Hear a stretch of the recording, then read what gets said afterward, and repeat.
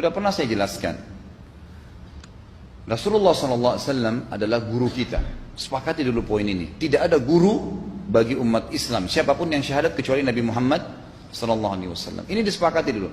Semua dai dan ulama adalah pewaris beliau. Artinya harus mewariskan ilmu yang beliau ajarkan. Apa yang diajarkan itu yang disampaikan ke umat. Yang tidak diajarkan mereka larang agar dikerjakan. Kan begitu mestinya. Ini kaidahnya dulu. Masalah kasus ada orang imam pimpin doa setelah sholat, jangan dibahas doanya. Doa adalah ibadah. Tapi begini, sebelum anda kerjakan satu ibadah, tanya, saya mau ziarah kubur. Jangan ziarah kubur sebelum anda tanya bagaimana Rasulullah SAW ziarah kubur, agar jangan anda buat-buat ziarah kubur itu. Adanya orang taruh kembang di kuburan, siram air, buat batu nisan, pasang lampu, baca zikir-zikir di sana. Karena dia mau ziarah kubur semaunya sendiri. Tidak bisa. Anda muslim, punya kiai, punya Rasulullah SAW. Suri toladan kita. Uswatun hasanah. Tanya Rasulullah ziarah kubur bagaimana? Rasulullah SAW dalam hadis Bukhari menziarahi kubur Baqi. Datang, memberikan salam, mendoakan mereka, pulang. Nggak ada lagi yang lain. Nggak pernah Nabi SAW bawa kembang, siram kuburan karena sudah kering. Padahal Madinah panas 50 derajat, pecah-pecah tanahnya. Ada istilah di Indonesia kalau tanahnya pecah, kesian lagi diazab di bawah, kasih air, kasih kembang biar wangi, biar ditaruh kembang yang paling mahal. Kalau dia ahli maksiat tetap disiksa di bawah gitu kan. Jadi nggak bisa itu patokannya. Mau sholat, jangan pernah sholat dulu. Tanya Rasulullah sholat bagaimana, belajar 5 menit bisa. Oh rukunya begini, sujudnya begini, sama. Baru Allah terima.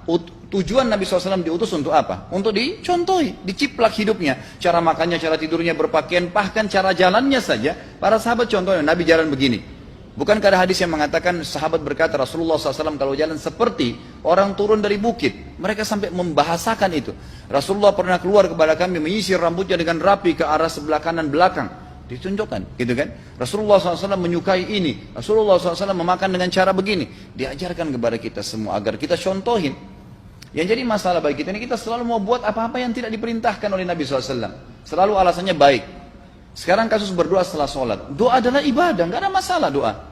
Tapi kalau kita mau ikat antara sebuah ibadah dengan ibadah yang lain, tanya dulu. Rasulullah pernah ikat nggak? Pernah pertemukan nggak? Ziarah kubur dengan baca Quran. Ziarah kubur ibadah, baca Quran ibadah. Pernah nggak Nabi baca Quran di kuburan? Itu tanya. Nggak ada riwayat Nabi SAW pernah baca Al-Fatihah untuk orang mati atau baca di ayat Al-Quran. Datangkan dalilnya coba. Nggak ada satu hadis pun menjelaskan masalah itu. Lalu kenapa anda buat? Oh karena saya mau buat ibadah. Baik ibadah yang Nabi ajarin. Salam doain. Selesai. Jangan lebih daripada itu. Masa anda lebih pintar dari Nabi Muhammad SAW? Habis sholat, memang paket yang Nabi tawarkan, yang beliau selalu kerjakan adalah zikir. Setelah sholat dengan zikir sholat yang sudah masyhur, istighfar, kemudian baca Allahumma antas salam, sampai membaca ayat kursi, al-ikhlas, al-falaq, an-nas, baca subhanallah, alhamdulillah, Allah akbar 33 kali, sampai terakhir baca digenapkan la ilaha illallah wahdahu la syarika. Selesai itu semua hadis Nabi SAW menjelaskan setelah sholat, Rasulullah SAW langsung berdiri. Memang beliau tidak pernah berdoa habis sholat waktu itu. Memang begitu. Bukan doanya yang jadi masalah, bukan. Karena Rasulullah tidak kerjakan, jadi kita tidak kerjakan. Saya tekankan dalam pengajian saya, kalau anda punya hajat berdoa, berdoalah setelah sholat ba'diyah. Insya Allah aman. Karena sudah lepas dari paket yang Nabi tentukan. Selama Rasulullah SAW sudah mencontohkan dan memerintahkan sebuah perbuatan, ditentukan tempatnya, jumlahnya, waktunya, jangan pernah dilanggar. Habis sholat bacalah subhanallah 33, alhamdulillah 33, Allah akbar 33. Jangan anda bilang saya bisa baca 100. Loh Rasulullah suruh 33 kok. Ditentukan, jangan lebih pintar. Nanti setelah sholat, jangan ikutkan dengan paket rangkaian sholat ini. Di luar waktu sholat anda membaca 100 silahkan. Karena nggak ada penekanan di situ. Kalau ada penekanan waktu, tempat, dan jumlah, jangan dibantah. Anda pengikut Rasulullah atau bukan gitu kan? Harus jadi jelas. Yang membuat umat ini di Indonesia juga jadi masalah sekarang karena mau buat sendiri.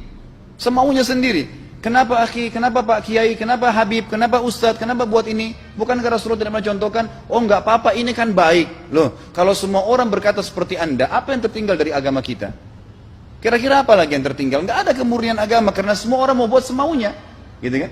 Semaunya sendiri. Pindah rumah, baca berzanji. Apa itu berarti sejarah Nabi? Kenapa baca berzanji saudaraku? Rasulullah untuk pindah rumah pernah baca-baca gitu enggak? Enggak pernah. Kenapa dibuat? Anda muslim bukan? Muslim. Ya saya harus ikuti. Kalau tidak akan terus ini mengakar nih. Anda buat satu bid'ah sekarang, bid'ah itu lawannya sunnah. Anak Anda akan buat 10 bid'ah, cucunya akan buat 100 bid'ah, akan banyak bid'ah merakar di masyarakat, dan agama akan ditinggalkan. Kemurnian sunnah akan hilang, gitu kan? Ini bahaya. Ingat, Nabi SAW mengatakan kepada kita dengan hadis yang sangat jelas. Hadis sahih riwayat Imam Ahmad bunyinya begini. Semoga Allah merahmati umatku yang menukil dariku seperti apa yang aku ajarkan atau sebutkan. Sampai ulama hadis mengatakan Nabi ucapin habis sholat astagfirullah, maka sahabat tidak ada berani yang menambah azim. Nggak ada sahabat yang bilang astagfirullah azim habis sholat, nggak ada. Astagfirullah saja karena Nabi ucapin itu. Mereka mengakui tidak lebih pintar daripada Nabi SAW. Kenapa kita harus tambah? Astagfirullahaladzim, wali walidayya, wali muslimin, panjang. Dari mana ini semua? Ditambah-tambah, diembel-embelin, kenapa? Akhirnya keluar dari ajaran Nabi Muhammad SAW. Ini masalah gitu kan? Kenapa harus dilakukan? Peringatan maulid Nabi sudah sering saya ingatkan. Anda tanya semua yang buat maulid, kapan maulid itu sejarahnya ada? Semua buku sejarah menjelaskan tahun 230 Hijriah. Nabi meninggal tahun berapa? 11 Hijriah.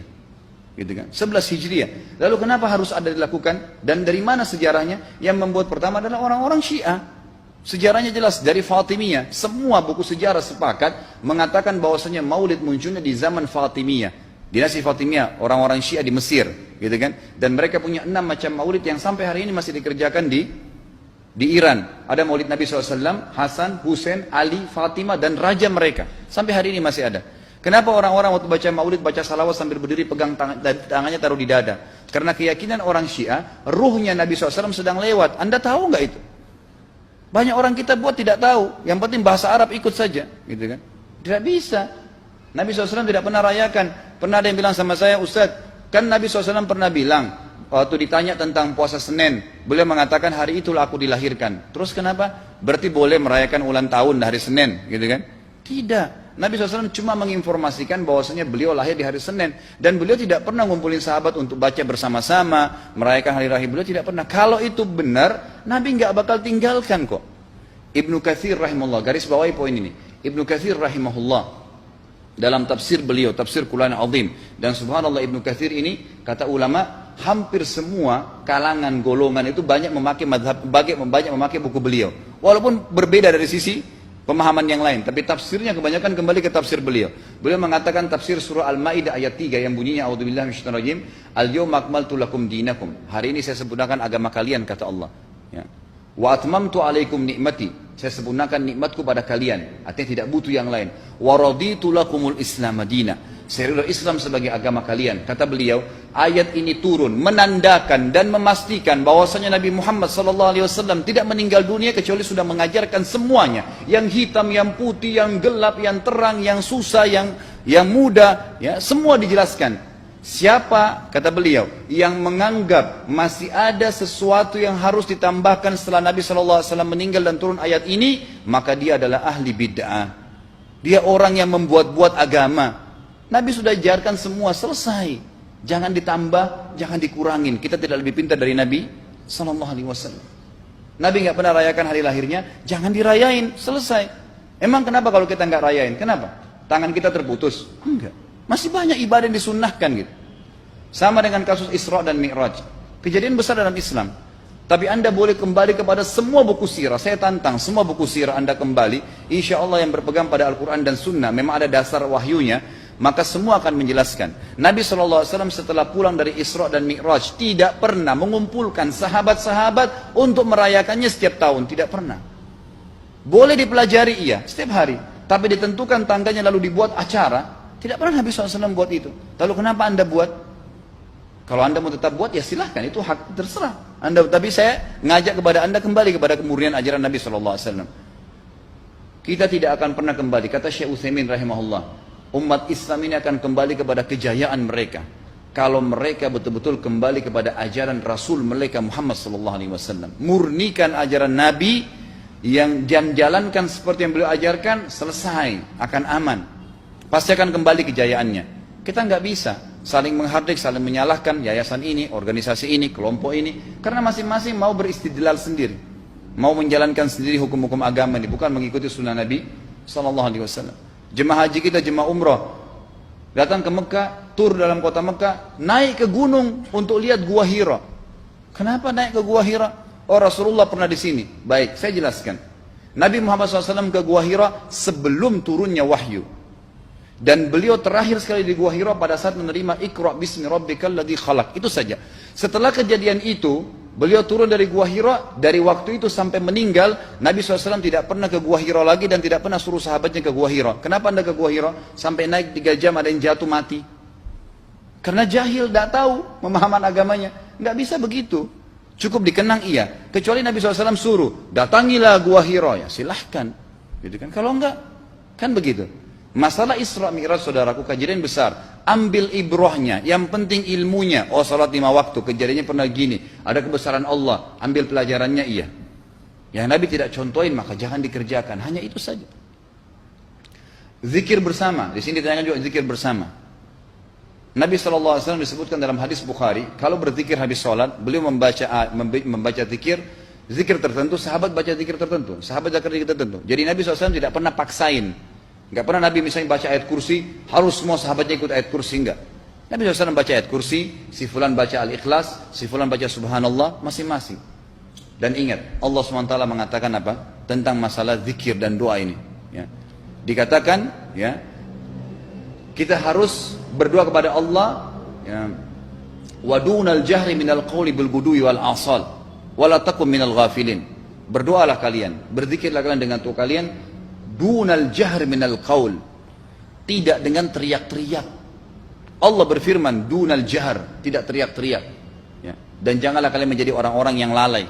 Makanya pernah ada sahabat, waktu Nabi SAW berkata begini, dalam hadis Bukhari juga, waktu pulang dari salah satu perjalanan, kalau kalian sedang menukik, kuda unta lagi menukik, bertakbirlah, bilang Allahu Akbar.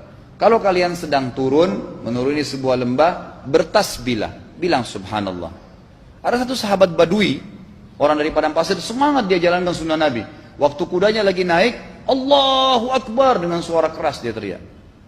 Jalankan sunnah kan? Tapi teriak ya. Apa yang terjadi? Nabi SAW panggil, ditepuk pundaknya, Nabi mengatakan, pelankan suaramu.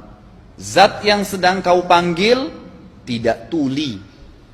Allahu Akbar. Cukup. Ada apa? Kecuali di medan perang lain nakutin musuh. Gitu kan? Untuk apa takutin kuda sendiri? Nggak perlu, gitu kan? Jadi mengikuti sunnah Nabi dengan ilmu yang benar itu akan membawakan ketenangan hidup.